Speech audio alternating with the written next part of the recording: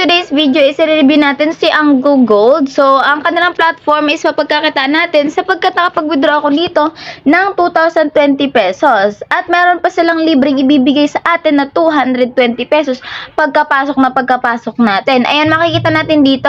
Kapag tinap nyo yung link na nasa description box sa baba, mapupunta ka agad kayo sa registration form. Tap lang natin itong create account para makagawa tayo ng account gamit ang ating mobile number. Mauna tayo sa 9 and then sa captcha is yung mga number lang na yan at sa password. Pagkatapos i-sign up na natin yan. And as you can see, yung ating balance meron agad 20 pesos. At dito pa yung ibig kong sabihin sa inyo na magbibigay sa atin ng price 200 pesos na binigayng gift sa atin. Sign up gift sa atin yan dahil nag-register tayo dito sa kanang platform. So 200 plus 20, 220 pesos. Pero kung suma total yan, kapag nakatapos tayo sa 365 days, ang kikitain natin dito sa product na binigay nila sa atin is 3,650 pesos.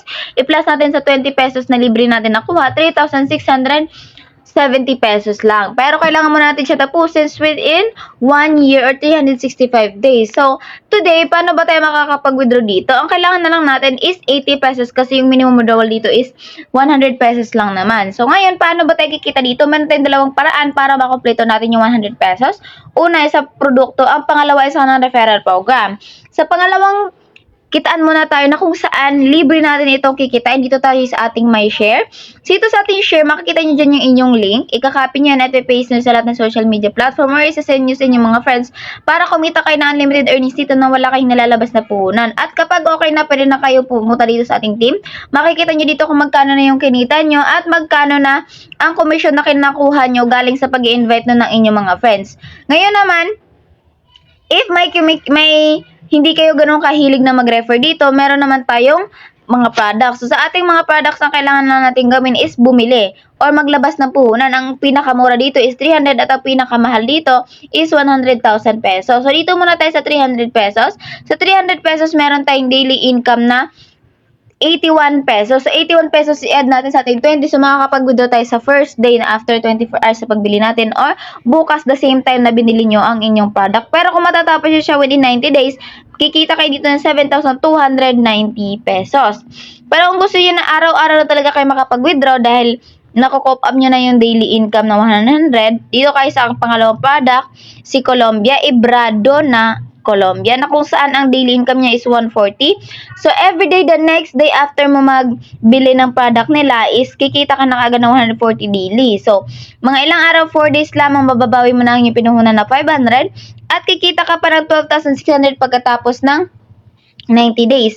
If gusto mo naman talaga na malakihang target, meron naman tayo ditong pinakamahal na produkto na kung saan nagkakalaga siya ng 100,000. Pero naman, ang daily income is 40,000. 2 days, 2 to 3 days, babing-babi na natin yung ating pinuhunan dito na 100,000. At kapag natapos natin ng 90 days, meron tayo dito 3,600,000.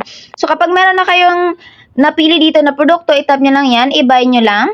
Buy natin at kapag na-buy na natin, madidiretso ko agad tayo sa ating recharge link. So, kapag nag-recharge na tayo, mapupunta sa ating GCash sending form na kung saan maglalagay kayo doon ng amount, GCash number nyo, at magsisend kayo kung magkano yung pinili nyo dito. For example, ng 300, magsisend kayo ng 300 sa number na ibibigay nila. At pagkatapos yan, i-screenshot nyo yung proof na bumili kayo. At pagkatapos, punta kayo dito sa ating balik kayo dito sa ating account at makikita nyo na kaagad na nandito na or nabili nyo na sa ating order, sumama na dito sa ating order yung binili nyo na produkto. Ngayon naman, if may kinita na kayo dito, pwede na kayo mag-withdraw at mag-buy ng inyong bank information. Para makapag-buy, itap nyo yung tatlong guhit and then bank card. Sa bank card naman natin, ang kailangan natin gawin is mag-buy ng ating bank card or anong pwede nating mag-withdrawhan. So, dito, ang available niya is GCash, but darating siya sa ating PayMaya. So, kailangan natin lagay natin yung PayMaya name natin, PayMaya number, and then, your card is ready or isubmit nyo na agad. Pagka-buy niyan, pwede na kayong mag-withdraw.